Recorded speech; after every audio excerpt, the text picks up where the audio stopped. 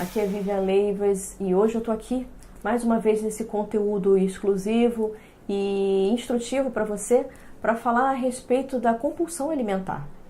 Você sabe o que é compulsão alimentar? A sigla TCAP.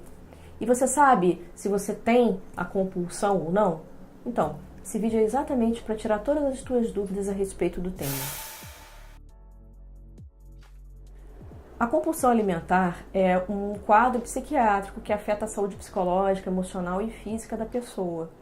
O comportamento em relação à alimentação, ele é altamente compulsivo e possui duas frentes, que são o TCAP, que significa o transtorno compulsivo alimentar periódico, ou a bulimia. A diferença entre eles é que na bulimia há um comportamento compensatório após a ingestão alimentar exagerada, seja com o uso de laxantes, remédios, indução ao vômito e a prática exagerada de exercícios físicos, diuréticos, inibidores de apetite, até mesmo drogas mais pesadas, como a cocaína. A pessoa faz isso tudo numa tentativa desesperada de perder aquelas calorias que foram ingeridas em excesso.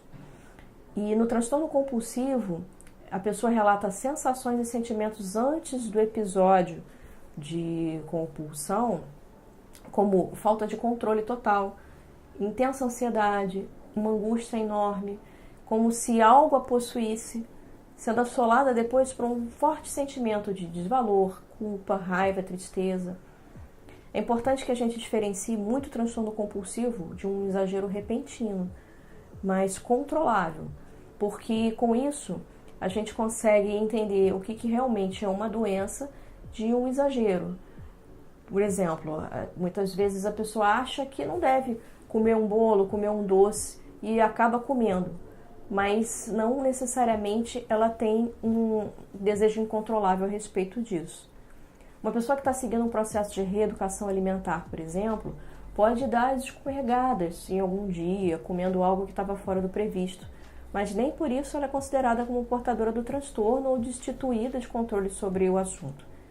O que define a pessoa como portadora do transtorno geralmente são os ataques de 20 a 40 minutos de comportamento alimentar exagerado, que podem chegar até 10.000 calorias consumidas. Para ser diagnosticada com esse transtorno, ela também deve apresentar no mínimo 2 episódios semanais e 2 meses de completo exagero alimentar. Os sintomas mais comuns são os seguintes: comer mesmo sem fome, sentir um desejo repentino e muitas vezes incontrolável de comer, principalmente comidas calóricas, doces ou gordurosas, algum evento desencadeante que provoque esse desejo incontrolável. Ela é uma maneira de recompensa e redução da ansiedade. Em termos neurocientíficos, há uma baixa de dopamina e outros hormônios relaxantes do prazer. Então, nessa atividade, há a tentativa desesperada de baixar os níveis de ansiedade da pessoa, angústia, até mesmo um processo depressivo, se for o caso. Esse comportamento se compara e é muito semelhante ao comportamento da pessoa viciada. E vários estudos já comprovaram que a mesma área do cérebro ativada, tanto nas compulsões alimentares quanto nos comportamentos de busca pelas drogas, que é a área que a gente chama do cérebro mesocorticolímbico, só faz com que diminua as sensações ruins que a comida teve o papel de aplacar após o próprio ataque na alimentação. Então é preciso investigar as causas profundas do problema de uma maneira biopsicossocial, destacando-se as consequências danosas, como o pensamento obsessivo acerca da comida, o medo, a solidão e as experiências traumáticas, todas elas afetando também a autoestima. Como eu digo em todos os vídeos, a mudança ocorre primeiro internamente, para depois a gente mudar o estilo de vida e o externo como consequência. A gente usa muito a hipnose como um dos métodos adotados, os métodos principais do nosso trabalho. E com isso podemos fechar o ciclo emocional, cognitivo e comportamental que reinduz a pessoa ao problema. E qual seria o tratamento? Existem 2 vertentes de tratamento. Uma em que se trabalha o entendimento que a compulsão deva ser sempre monitorada, e outra que o tratamento assume que a pessoa pode ter o controle e eliminar as causas do problema. Como é que a gente faz isso? Primeiro, tanto em uma vertente quanto em outra, nós descobrimos as origens do problema e ressignificamos as crenças envolvidas. Voltamos nas situações passadas que deram origem a essas crenças, se for o caso, e refazemos a situação de forma positiva, destraumatizando e reprogramando a mente da pessoa. Por exemplo, é muito comum na nossa cultura associarmos comer doce para aliviarmos os problemas. Então existem vários filmes também reforçando esse comportamento, com pessoas tristes comendo doce para aliviar a dor. Muita gente leva doce para quem está triste. E a tristeza, é importante que quem está sendo cuidado e tratado perceba que a tristeza faz parte da vida. Ninguém precisa ficar triste por muito tempo, mas todo mundo precisa viver, entender o porquê da tristeza para que ela passe, senão ela fica bloqueada dentro de nós. Por isso é importante entender também a diferença entre depressão e tristeza. Num dos vídeos que eu já gravei para vocês sobre depressão, eu explico direitinho a respeito disso. No caso das pessoas que associam comer doce ou além do necessário, para que com isso elas diminuam as angústias, a gente tem que identificar quais são essas angústias e emoções e ajudarmos a pessoa a libertar essas emoções presas que estão usando a comida como forma de se expressarem.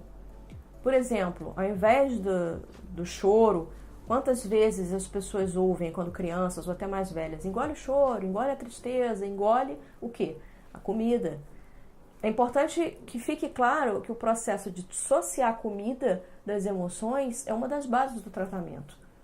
A alimentação serve para nos nutrir, mas ela não resolve mágoas, raivas e problemas.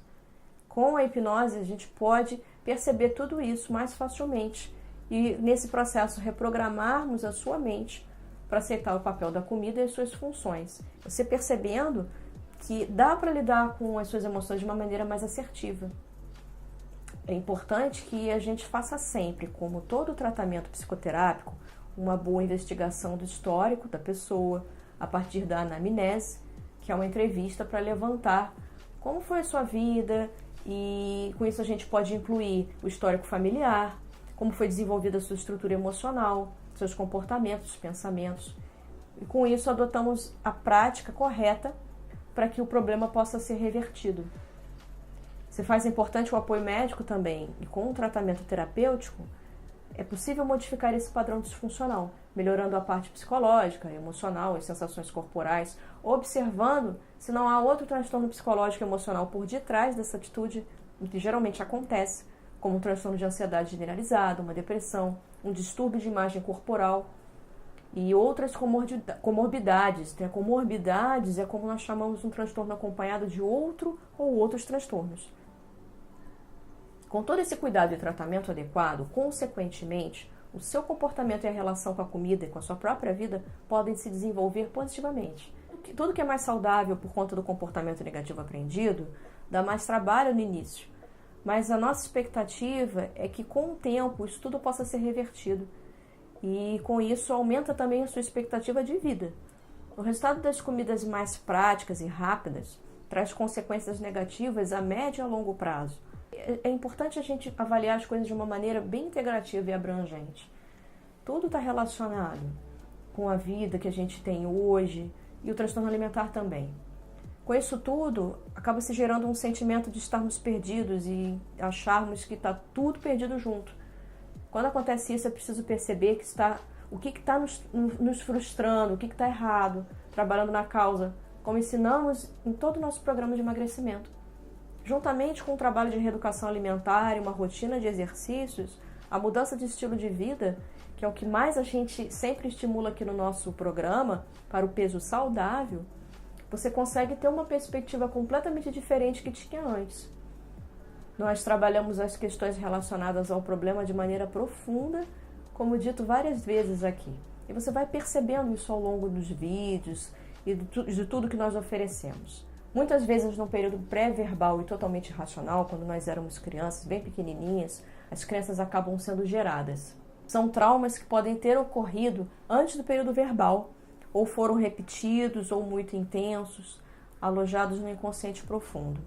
O outro ponto é mexer na mudança de condicionamento da comida para outras fontes de prazer e descarga da ansiedade dos pensamentos e sentimentos que provocam angústia em pensamentos disfuncionais. Com isso, é possível o domínio do estresse. Espero que esse vídeo tenha te ajudado. Eu fico aqui esperando todas as tuas dúvidas, vai ser uma satisfação tirá-las. E é sempre bom lembrar que se você gostou, dá um like aqui para nós e me siga aqui no canal. Até o nosso próximo encontro.